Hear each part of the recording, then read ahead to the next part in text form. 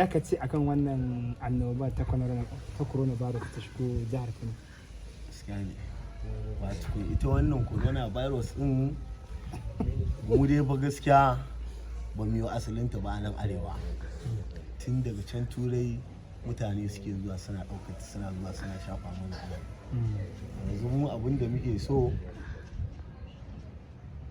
duk wata tallafi da za a yi ko wani waye yanzu watan azumin ramadana ne zai zo sai biya haka muna so don Allah a tausaya mana talakawa a sakan mana hanya mu samu mu yi ibadan mu cikin farin ciki kamar yadda muka saba in an sha ruwa mu sha zoɓo da jinja a yi soye-soyen kwai dankali doya waye da sauransu amma ba gaskiya aka ce wai aka za a yi fi sabilillahi sai dai mai sauwar da shinkafa mai sha ruwa kuma da shinkafa.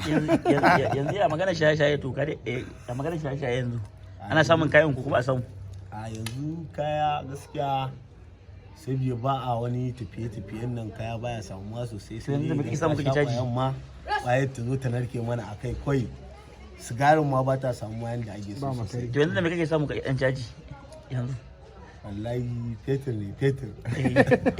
Muka sha fetur sai ku dan samu kai sai caji. To ya kake samun fetur ne? Na kake samun fetur? Caca sani caca sani. Ya kake samun fetur? Da. Ta kake samun fetur? ya ga abinci. Ta kake samun fetur bismillah. Wannan ai gidan mu ya fito. Cikin inji kai rage buɗe a janareto. Da zuƙi ya zuƙa ta sha.